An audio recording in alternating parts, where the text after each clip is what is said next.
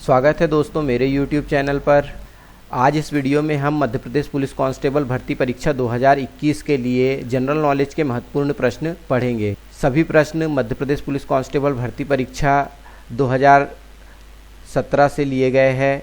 इससे पहले मध्य प्रदेश में पुलिस कांस्टेबल भर्ती परीक्षा 2017 में आयोजित की गई थी। इसके बाद अब 2021 में आयोजित की जा रही है। इसलिए आपको जो प्रश्न इस वीडियो में बताए जा रहे हैं वे सभी प्रश्न वर्ष 2017 की भर्ती परीक्षा में पूछे गए थे। शुरू करते हैं पहले प्रश्न से। आरटीआई अधिनियम को खालिस्तान के दिन राष्ट्रपति स्वीकृति मिली थी। आरटीआई का फुल फॉर्म होता है राइट टू इंफॉर्मेशन,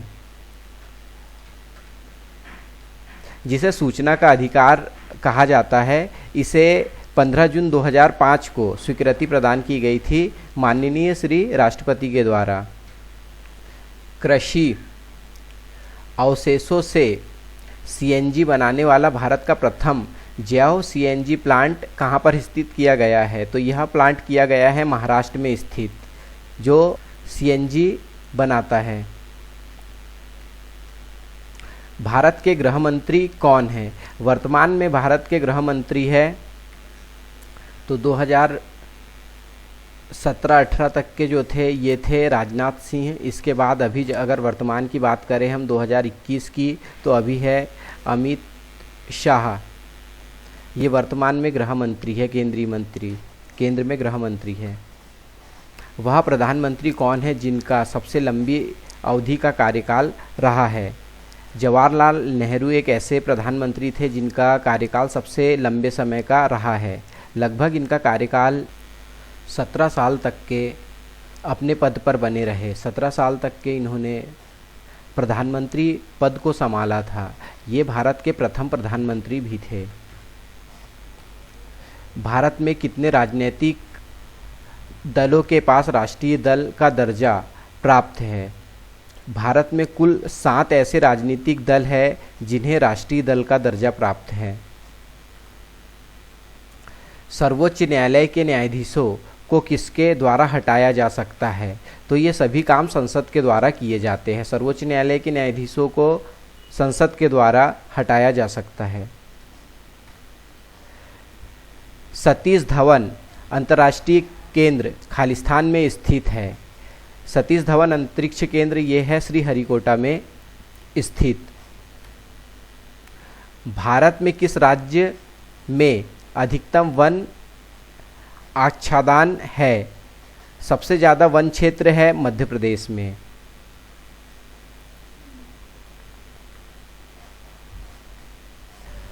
भारत के संविधान का कौन सा अनुच्छेद जम्मू कश्मीर को विशेष स्थिति प्रदान करता है? जम्मू और कश्मीर को आर्टिकल 370 एक विशेष राज्य का दर्जा देता है, जो 2021 में ख़त्म कर दिया गया है। 370 अब जम्मू और कश्मीर में लागू नहीं है। अनुच्छेद 370 जम्मू कश्मीर को एक विशेष राज्य का दर्जा देता था, लेकिन अब इसे समाप्त कर दिया गया है। भारत में 100% विद्युतीकरण प्राप्त करने वाला राज्य कौन सा है? गुजरात एक ऐसा राज्य है जो 100% विद्युतीकरण है। 2016 में ब्रिक्स स्मार्ट शहर कॉन्फ्रेंस खालिस्तान में आयोजित की गई थी। यह कॉन्फ्रेंस 2016 में जयपुर में आयोजित की गई थी। निम्नलिखित में से सबसे कम उम्र का शतरंज का भारतीय ग्रैंड मास्टर कौन है? तो सबसे कम उम्र के शतरंज के जो खिलाड़ी है, जो ग्रैंड मास्टर है, वो है परिमार्जन नेगी, जिनकी उम्र लगभग वर्तमान में 28 वर्ष है। टीपू सुल्तान इस क्षेत्र के शासक थे। टीपू सुल्तान मैसूर के शासक हुआ करते थे। भारत में 12 ज्योतिर्लिंग है, उनमें से 2 मध्य प्रदेश में स्थित है। और वो कहाँ पर स्थित है? मध्य प्रदेश में उज्जैन और ओकेश्वर में दोनों स्थित हैं। 1965 में हुए भारत पाकिस्तान युद्ध के समय भारत के प्रधानमंत्री कौन थे? 1965 में जो भारत पाकिस्तान युद्ध हुआ था उस वक्त प्रधानमंत्री थे लाल बहादुर शास्त्री। अंतिम मुगल सम्राट कौन थे? अंतिम मुगल सम्राट थे बहादुर शाह द्वितीय। काहिरा बांध यहाँ पर स्थित है। काहिरा बांध कैमूर जिला में स्थित है। भारत के किस पड़ोसी देश में सुंदरबन फैला हुआ है? सुंदरबन का ज़्यादातर हिस्सा बांग्लादेश में है। प्रसिद्ध गायक तानसेन कहाँ से थे? प्रसिद्ध गायक तानसेन ये थे ग्वालियर से। सोन नदी का उद्गम स्थान खालिस्तान के समीप है। सोन नदी का उद्गम स्थान है अमरकंटक। राष्ट्रीय सुरक्षा परिषद भारत का मुख्यालय कहाँ पर स्थित है? NSS का मुख्यालय है मुंबई में स्थित। राष्ट्रीय हिंदी दिवस कब मनाया जाता है? राष्ट्रीय हिंदी दिवस मनाया जाता है 14 सितंबर को। 2017 के विधानसभा चुनावों में मनोहर पर्रिकर को गोवा के मुख्यमंत्री के रूप में चुने जाने के लिए किस क्षेत्रीय पार्टी ने भाजपा को समर्थन दिया था? जब मनोहर पर्रिकर गोवा के मुख्यमंत्री बने थे तब इन्हें महाराष्ट्र गोमंतक पार्टी ने सपोर्ट किया था। निम्न में से किस नदी का उद्गम स्थल भारतीय भूभाग में नहीं है? तो ये है ब्रह्मपुत्र नदी, जिसका उद्गम स्थान भारत में नहीं है, लेकिन सबसे अधिक ये भारत में ही बहती है। ब्रह्मपुत्र नदी तिब्बत में इसका उद्गम स्थल है।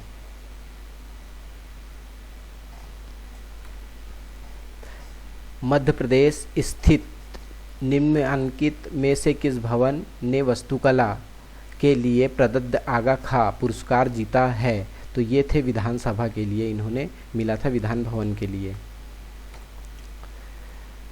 विश्व में बैंकों शाखाओं की सर्वाधिक संख्या किस देश में है? हमारे देश भारत में बैंकों की सबसे अधिक शाखाएं हैं। भारत में सबसे लंबा समुद्र तट कौन सा है? भारत में सबसे लंबा समुद्री तट है वो है मैरियाना समुद्र तट। 2017 में किस भारतीय क्रिकेटर को पद्मश्री पुरस्कार मिला था? 2017 में विराट कोहली को पद्मश्री पुरस्कार मिला था। जो इंदौर के पास एक औद्योगिक शहर है, मोटर वाहन उद्योग के भारी संकेंद्रण के कारण भारत का डेट्राइट के उपनाम से जाना जाता है। तो ये है पीतमपुर। पीतमपुर को भारत का डेट्राइट कहा जाता है। विंग्स ऑफ फायर किसकी आत्मकथा है? Wings of fire APJ Abdul Kalam की आत्मकथा है। बैजनाथ मिश्रा, जिसे बैजू बावरा के नाम से जाना जाता है, एक खालिस्तान संगीतकार है। ये एक ध्रुपद संगीतकार थे। भारत के किस प्रदेश में केन वन्यजीव अभयारण्य स्थित है? भारत में अरुणाचल प्रदेश में केन वन्यजीव अभयारण्य स्थित है। किसने लंदन में इंडियन होम रूल लीग की स्थापना की थी? इंडियन होम रूल लीग की स्थापना की गई थी श्यामजी कृष्ण वर्मा के द्वारा।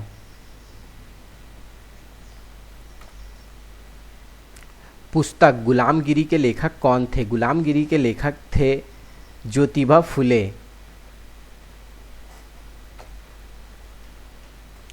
निम्न में से जिस जिले के गांवों को क्लाइमेट स्मार्ट विलेज प्रोजेक्ट में शामिल किया गया है? तो राजगढ़ जिले को क्लाइमेट स्मार्ट विलेज प्रोजेक्ट में शामिल किया गया है। सतना में पैदा हुए उस लेखक का नाम बताइए जिन्होंने मिस्टर इंडिया जैसी फिल्में लिखी थी। मिस्टर इंडिया फिल्म लिखी गई थी शरद सक्सेना के द्वारा। मध्य प्रदेश जीवाश्म पार्क खालिस्तान में स्थित है। मध्य प्रदेश में जीवाश्म पार्क कटनी में स्थित है। निम्नलिखित में से कौन सा राष्ट्रीय उद्यान मध्य प्रदेश से संबंधित नहीं है? तो कान्हा किसली ये संबंधित है, माधव ये भी संबंधित है, और बांधवगढ़ ये भी मध्य प्रदेश से संबंधित है। जिम कॉर्बेट उद्यान जो है ये मध्य प्रदेश से संबंधित नहीं है। जिम कॉर्बेट राष्ट्रीय उद्यान ये है रामनगर उत्तराखंड में स्थित है।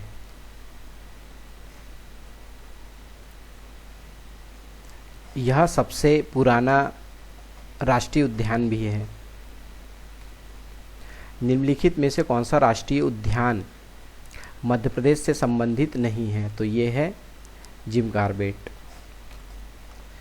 मध्य प्रदेश में लेदर कॉम्प्लेक्स यहाँ स्थित किया गया है। लेदर कॉम्प्लेक्स देवास में स्थित किया गया है। भारत में पहला अंग्रेजी समाचार पत्र कौन सा था? भारत में प्रकाशित होने वाला सबसे पहला अंग्रेजी समाचार पत्र था बंगाल गजट। भारत का कौन सा राज्य उत्तर में कर्नाटक, पूर्व में तमिलनाडु और पश्चिम में अरब समुद्र से घिरा हुआ है?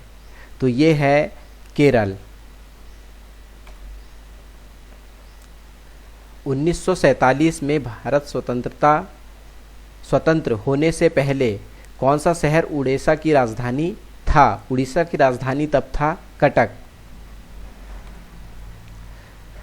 संविधान के अनुच्छेद 80 में निर्धारित अनुसार राज्यसभा में सदस्यों की अधिकतम संख्या कितनी हो सकती है? संविधान में राज्यसभा के सदस्यों की अधिकतम संख्या हो सकती है 250। मध्य प्रदेश के खालिस्तान जिले में तानसेन समारोह आयोजित किया जाता है। मध्य प्रदेश के ग्वालियर जिले में तानसेन समारोह को आयोजित किया जाता है। महानदी का प्रमुख भाग किस राज्य में है? महानदी का प्रमुख भाग है छत्तीसगढ़ में। पेशावर से कोलकाता तक की प्रसिद्ध ग्रैंड ट्रंक रोड का निर्माण किसने कराया था? ग्रैंड ट्रंक रोड जिसे जीटी रोड भी कहा जाता है, इसका निर्माण कराया था सेह शाह सूरी के द्वारा। हेपेटाइटिस बी के अभियान में भारत सरकार का ब्रांड एम्बेसडर कौन है? हेपेटाइटिस बी का भारत सरकार के द्वारा जिसे नियुक्त किया था वे ब्रांड एम्बेसडर है अमिताभ बच्चन। भारत सरकार द्वारा प्रारंभ किया गया आधार आधारित मोबाइल भुगतान एप्लीकेशन का नाम क्या है? तो ये है भीम ऐप। लोकसभा का अध्यक्ष कौन है? वर्तमान में लोकसभा का अध्यक्ष है ओम बिरला। ये वर्तमान के लोकसभा अध्यक्ष है। इससे पहले जब 2017 में यह प्रश्न पूछा गया था तब थे सुमित्रा महाजन। वर्तमान में है ओम बिरला। लोकसभा के पहले वक्ता कौन थे? लोकसभा के सबसे पहले वक्ता ये थे गणेश वासुदेव वमलंकर। नोबेल पुरस्कार पाने वाले पहले भारतीय कौन थे? नोबेल पुरस्कार प्राप्त करने वाले पहले भारतीय थे रविन्द्रनाथ टैगोर। माधव अभ्यारण्य खालिस्तान में स्थित है। माधव अभ्यारण्य मध्य प्रदेश के शिवपुरी में स्थित है। भारत की पहली महिला राष्ट्रपति कौन थी? भारत में प्रथम महिला राष्ट्रपति जो बनी थी वे थी प्रतिभा पाटिल। विधानसभा में जीएसटी कानून पारित करने वाला भारत का प्रथम राज्य कौन सा था? भारत का प्रथम राज्य जहां पर जीएसटी लागू किया था वह राज्य था सबसे पहला असम। इसरो का विक्रम साराभाई अंतरिक्ष केंद्र कहाँ पर स्थित है? इसरो का विक्रम साराभाई अंतरिक्ष केंद्र स्थित है तिरुवनंतपुरम में। मध्य प्रदेश राज्य के प्रथम मुख्यमंत्री थे, मध्य प्रदेश के प्रथम मुख्यमंत्री थे रविशंकर शुक्ला। उम्मीद करता हूं दोस्तों आपको मेरी वीडियो पसंद आई होगी। वीडियो पसंद आई हो तो वीडियो को लाइक ज़रूर करें। हमारे इस YouTube चैनल में आपको मध्य प्रदेश पुलिस कांस्टेबल भर्ती परीक्षा 2017 में जो आयोजित की गई थी उसके सभी प्रश्न पढ़ने के लिए मिलेंगे, इसलिए हमारे चैनल को सब्सक्राइब करें और हमारे सभी वीडियो को देखें। धन्यवाद।